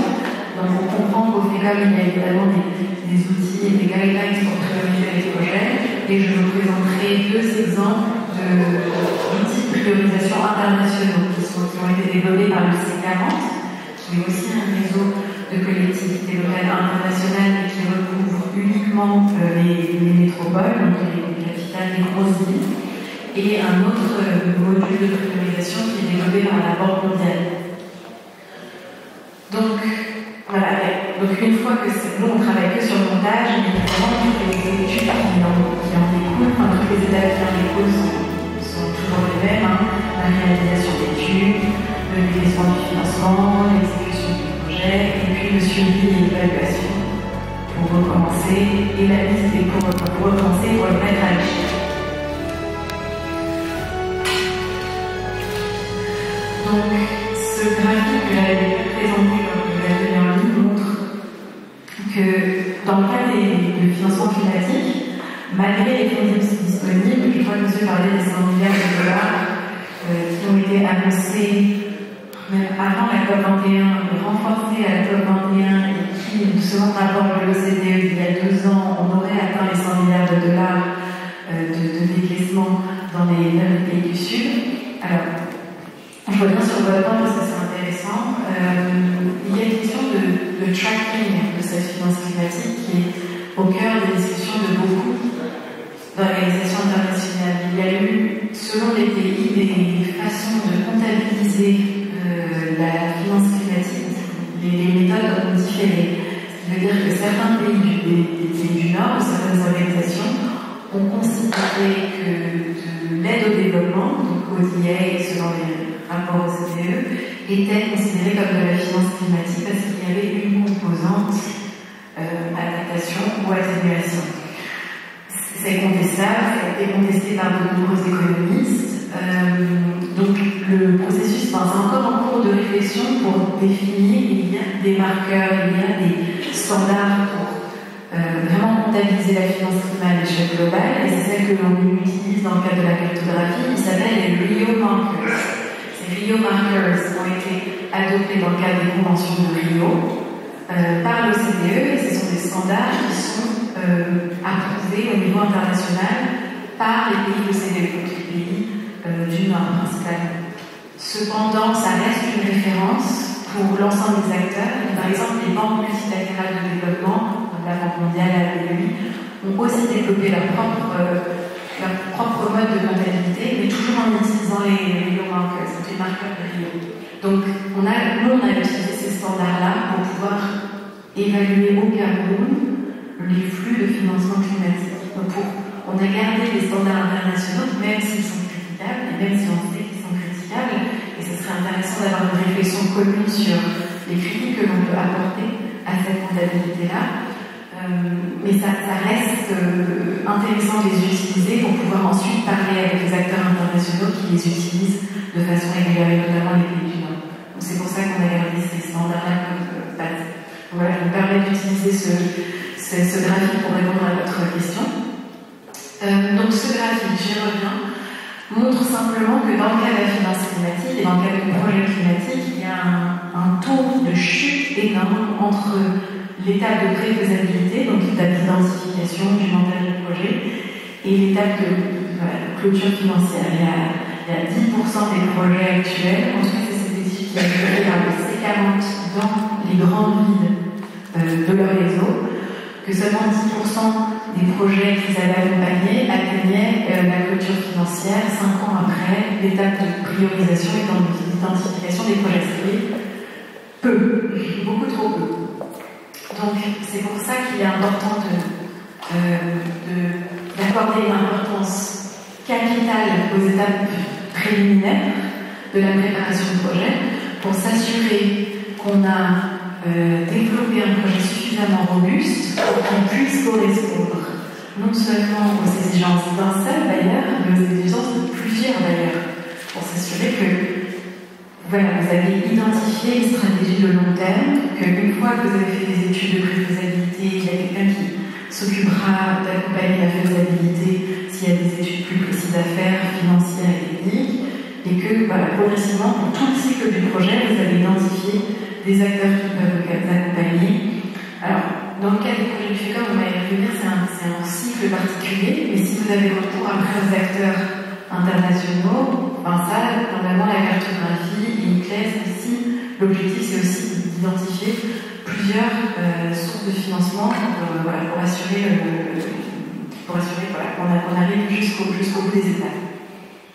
Donc, ce graphique précise simplement que le risque est considéré comme très important par beaucoup de banques au niveau de la préfaisabilité et de la faisabilité. Donc c'est pour ça qu'ils ont développé ont développé certains mécanismes pour juste accompagner ces phases-là.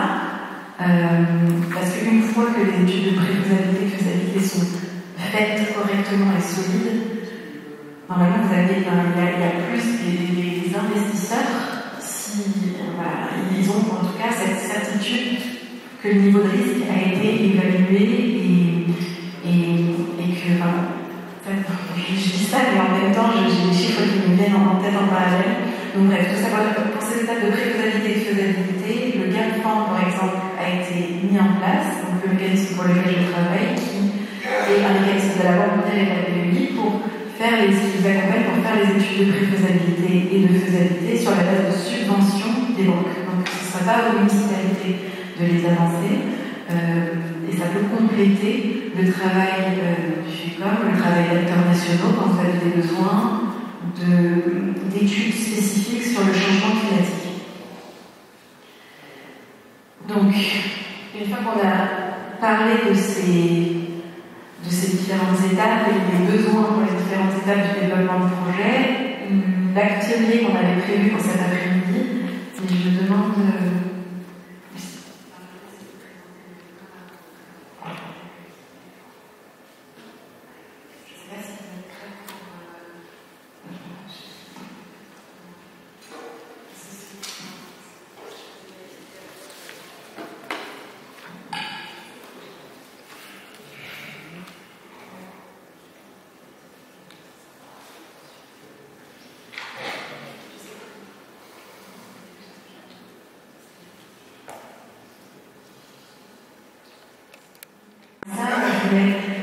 inviter le FECOM à présenter justement ce dont on vient de parler, les critères de sélection et de priorisation des projets. Parce que l'objectif, ce sera pour vous de réfléchir à des projets dans le contexte camerounais qui sont alignés et qui répondent aux exigences du FECOM. Parce que c'est le premier acteur au Cameroun qui évalue ces projets locaux. Donc on travaille avec le GAFON étroitement pour définir des critères climatiques pour que ça entre dans la réflexion. Et donc Madame Chavadis, chef de service au FECOM, nous a gentiment accepté hier au pied levé, merci beaucoup encore une fois, de présenter ces critères. Et quand vous travaillerez sur les notes conceptuelles, on vous rediffusera ces critères pour que la priorisation soit faite en fonction de ces critères. Parce que les acteurs internationaux, c'est bien, mais le plus important dans chaque pays dans lequel on intervient, c'est de prendre en considération l'écosystème national et ensuite d'envisager les acteurs internationaux qui peuvent venir compléter des ressources, qui peuvent venir compléter par des études complémentaires, par des subventions complémentaires. Les projets au sein de la direction de l'ingénierie. Il m'a été demandé de faire une petite présentation sur spécifiquement le cours d'intervention du FECOM en faveur des communes. Ça rentre dans le cadre de la politique de financement des projets au sein du FECOM. Donc, j'ai juste 2 points sur le plan d'exposé. Juste parler brièvement de notre politique et ensuite le processus d'accompagnement des CD dans le financement des projets. Donc, la politique de financement du FECOM a été élaborée et mise à jour en 2021 et l'objectif c'est de pouvoir définir les principes qui orientent l'intervention du FECOM au sein des collectivités territoriales décentralisées.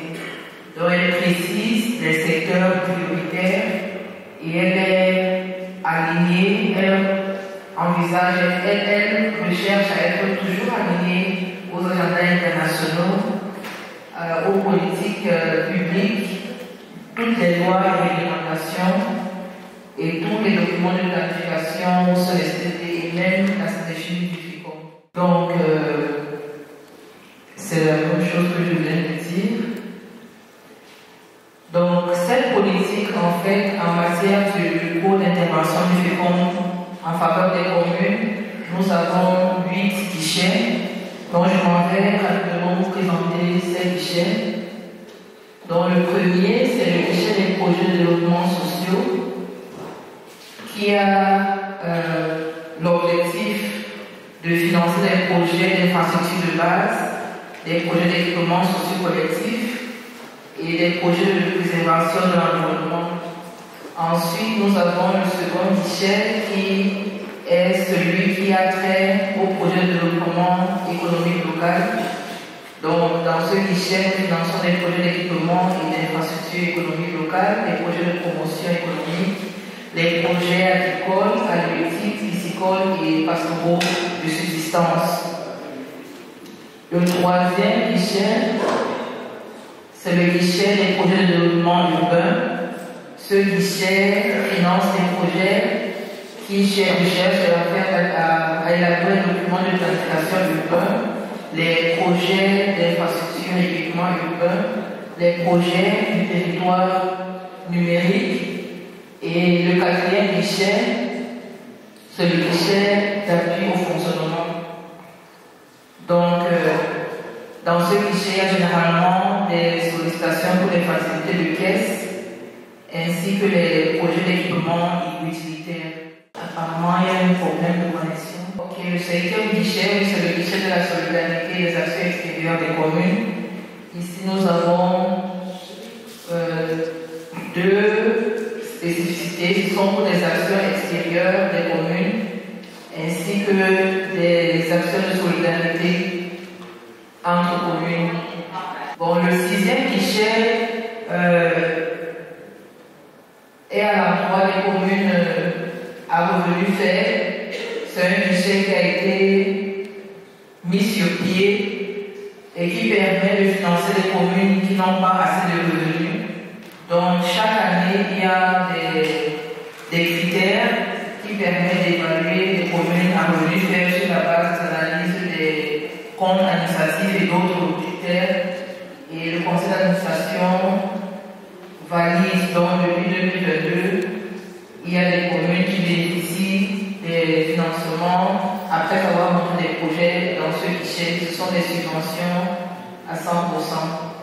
Donc nous avons également le guichet des projets et programmes de partenariat. Il y a toute une direction qui gère ce guichet, qui permet à ce que lorsque les financements sont mis sur pied, les communes peuvent accéder sur les critères d'éligibilité qui sont mis sur pied. Le huitième et dernier guichet, c'est le guichet de maturation des projets. C'est un important guichet et c'est une innovation qui permet à ce que les communes qui ont des projets mais n'ont pas assez de ressources pour les maturer sollicitent ce guichet. Et ça pourrait facilement être également sollicité dans le cadre de la mise sur pied des projets qui traitent des questions climatiques que nous sommes en train de traiter. Donc, nous avons ici des détails. Je ne suis pas sûre de pouvoir les parcourir tous, mais vous pouvez juste le voir brièvement dans la différente catégorisation des types de projets qui sont financés, que ce soit des projets d'eau potable, d'énergie, de mobilité urbaine, d'assainissement collectif, des centres de santé, la construction des hôtels de ville, des bibliothèques, des musées, des salles communautaires, les terrains, des tribunes, des centres et parcours sportifs, que ce soit dans le cadre des projets de préservation de l'environnement, il y a des projets de reboisement, d'espaces verts, de parcs, l'énergie solaire, la gestion des déchets solides et tout ce qui va avec. Donc je vais juste parcourir très rapidement. Dans le cadre du second guichet qui traite des projets de développement économique, voilà des exemples de projets, des marchés des entrepôts et tous les projets qui sont là, qui ont pour but de développement économique local. Le troisième guichet, c'est tout ce qui rentre dans le cadre de développement urbain et nous avons une panoplie de projets qui peuvent être introduits dans ces guichets. Le quatrième, des facilités de caisse et pour les équipements utilitaires, nous avons ces types de financement que nous accordons, qui sont sollicités par les communes. Et pour les actions extérieures, ainsi que la solidarité, ce sont des projets généralement qui sont montés par des syndicats de communes et qui sollicitent des financements. Le sixième guichet, les communes à revenus faibles en fonction des orientations et priorités les axes prioritaires des communes. Le CCN17, le projet de partenariat, c'est également en fonction du bailleur de fonds que les projets sont présentés par les communes. Et enfin, pour la maturation des projets, ça peut être le montage d'un business plan, des plans locaux, des conceptions architecturales, même dans le domaine des projets thématiques, et ainsi de suite. Donc, ici, nous avons quelques critères qui rentrent dans la procédure de financement, dont nous assurons qu'il y a une conformité des documents administratifs sollicités, une conformité technique et une conformité financière de la commune. Nous avons des études de faisabilité que nous montons. Il y a également l'impact attendu qui est l'un des éléments même dans l'étude de faisabilité. Nous rassurons qu'il y a une participation citoyenne, la gouvernance de la commune. Il y a également des aspects de genre qui sont pris en compte chaque fois que les projets sont montés. Il y a également les questions de durabilité. Ça, c'est également l'alignement stratégique. Et il y a également des questions, des critères sur l'évaluation environnementale qui sont évalués. Dans le processus, il y a un besoin qui est identifié, soit par la CCTD, parfois ce sont des notes de veille qui nous parviennent des 10 agences régionales qui permettent à ce que la demande est montée, une demande de financement est montée, et ça requiert la participation des représentants des services techniques au niveau des agences régionales qui font des descentes, et avec la commune, elle monte une demande de financement. Il y a des conceptions architecturales qui sont faites, si c'est dans le cadre de la construction d'un bâtiment ou bien dans tout autre cadre, des études techniques sont menées, le dossier est monté et il y a des pièces administratives, techniques et financières. Il y a également un business plan si c'est un projet générateur de revenus. Et puis, on a parlé des études techniques qui comprennent les notes de calcul et tous les plans et les lots architecturales, techniques et les lots techniques et technologiques. Donc, c'est un peu